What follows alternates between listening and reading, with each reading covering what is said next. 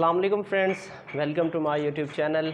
Reproduction and development का first portion मतलब estrus cycle हमने डिस्कस कर लिया था और मेंस्ट्रुअल साइकिल उसका बाकी था। ठीक है, तो हमने बात की थी कि जो रिप्रोडक्शन एंड मैमल है वो मोस्टली क्या होती हैं, वीवी पैरस होती हैं, लेकिन कुछ जो ना ओवी पैरस होती हैं। ठीक है, तो अब हमने वीवी पैरस में बात की थी कि दो तरह के मतलब उनमें साइकिल होते हैं, रिप्रोडक्टिव साइकिल्स होते हैं। एक होता है एस्टर साइकिल और दूसरा होता है मेंस्ट्रुअल साइकिल। एस्टर साइकिल की हमने बात की थी कि वो जो ना नॉन प्राइमेट्स में अकर होता है, तो ये कहाँ मेंस्ट्रुअल साइकिल कहाँ अकर होता है, प्राइमेट्स में।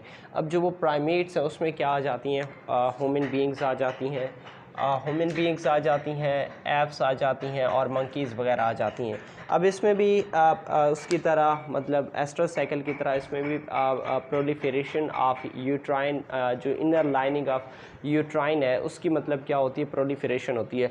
और उसकी प्रोलिफिकेशन के बाद जो आपको पता है कि जो उनकी जो वाल है वो मोर वस्कुलराइज्ड हो जाती है। ठीक है, अब उसके बाद ये सारा प्रोसेस किस टाइम होता है, जब जो ये जो ओवम है वो क्या होता है, मैच्योर होता है। ठीक है, किसके साथ ये सारा प्रोसीजर होता है, किस वक्त प्रोसीजर होता है, जब ये जो ओवम है वो क्या हो जाती है, मैच्योर हो जाती है। ठीक है, and correlates with the maturation of the ओवा।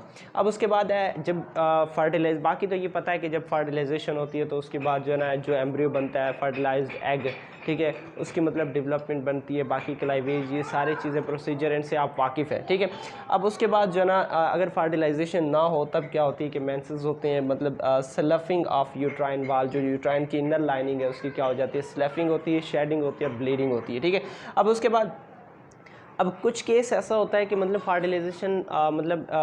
फर्टिलाइजेशन लेट होती है। अब इस केस में क्या करते हैं कि वो एग जो स्पर्म्स होते हैं अपने बॉडी के अंदर उन्हें स्टोर कर लेते हैं। वो ओविडक्ट के अंदर भी स्टोर कर सकते हैं, फ्लोपियन ट्यूब के अंदर भी क्या है होते हैं, स्पर्म्स होते हैं, उनको स्टोर करते हैं। डिफरेंट स्पीशीज़ में स्पर्म स्टोरेज क्या होती हैं, डिफरेंट होती हैं। ठीक है, अब उसके बाद मतलब ये काइटस है। ठीक है, काइटस मतलब कपुलेशन है वो ऑटम में हो रही है, लेकिन फर्टिलाइजेशन कब हो रही है, वो स्प्रिंग में हो रही है। मतलब सर्दियों में हो सकता है जो ना ड्यूरिंग हाइबरनेशन या ऐसे प्रोसीजर के दौरान, डोरमेंसी के दौरान, उससे पहले क्या कर लेते हैं वो जो ना कपुलेशन कर लेते हैं, लेकिन उनके जो स्पर्म्स हैं उनको क्या कर लेते हैं, स्टोर कर लेते हैं विद अप टू 2 मंथ्स। ठीक है, 2 मंथ तक भी जो ना वो क्या कर लेते हैं कि उन स्पर्म्स को क्या कर लेते हैं, स्टोर कर लेते हैं। ठीक है, अब उसके बाद जब कंडीशंस फेवरेबल होती हैं, स्प्रिंग का मौसम होता है, तब वो क्या करती हैं कि वो जो एग्स हैं अपने एग्स को क्या करते हैं, फर्टिलाइज़ करते हैं और उससे फिर क्या प्रोड्यूस करते हैं और फिर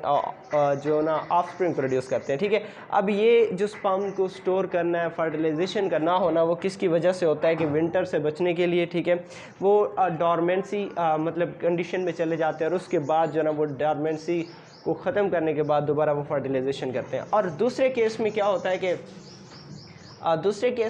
कि जो फर्टिलाइजेशन हो जाती है लेकिन डेवलपमेंट नहीं होती। ठीक है, फर्टिलाइजेशन के बाद जो ना 1 हफ्ते 2 हफ्ते बाद जो ना वो जो सारा प्रोसीजर है वो स्टॉप हो जाता है, सीज हो जाता है। ठीक है, तो development arrested for the first और सेकंड वीक। ठीक है, अब इस चीज़ को हम क्या कहते हैं, एम्ब्रियोनिक डाइपास कहते हैं। सी लायंस, बैट्स, ठीक है, सी लायन, बैट्स, बेयर्स, मार्टन्स, ठीक है, इनमें क्या पाया जाता है, मतलब ये एम्ब्रियोनिक डाइपास पाया जाता है। ठीक है, अब इसमें क्या होता है कि it allow the mother to give birth. ठीक है, अब मदर उस वक्त बर्थ करता है जब बर्थ करती है जब रिसोर्सेज क्या होते हैं, फेवरेबल होते हैं, कंडीशंस फेवरेबल होते हैं। और इसके अलावा जो मेटिंग, ठीक है, mate in a short interval, और इसकी जो मेटिंग का प्रोसीजर है वो भी रिड्यूस हो जाता है, टाइम भी क्या हो जाता है, रिड्यूस हो जाता है। ठीक है, अब इस तरह से जो यंग बर्न होते हैं उनमें जो रिसोर्सेज होती हैं मतलब वो उसकी सर्वाइवल को सपोर्ट करते हैं। ठीक है, बाज़ औक़ात रिसोर्सेज होते हैं, बाज़ औक़ात रिसोर्सेज नहीं होते। ठीक है, तो ये उस वक्त प्रोड्यूस होते हैं जब रिसोर्सेज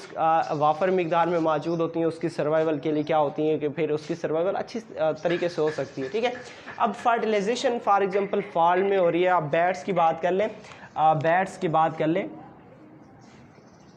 कि फर्टिलाइजेशन कब हो रही है, कि वो जो ना फर्टिलाइजेशन फॉल में हो रही है, सर्दियों में हो रही है। ठीक है, तो अब लेकिन उनकी जो बर्थ है वो डिले करती है और उस वक्त तक जब रिसोर्सेज अबंडेंट नहीं हो जाती हैं। रिसोर्सेज अबंडेंट किस वक्त होती हैं, मतलब स्प्रिंग के वक्त सब कुछ दोबारा न्यू से उगता है। ठीक है, मौसम बहार, ठीक है, तब क्या होती हैं कि उनके रिसोर्सेज दोबारा मतलब अवेलेबल होते हैं और तब वो क्या करते हैं, फर्टिलाइजेशन करते हैं। ठीक है, तो ये था reproduction and development in mammals.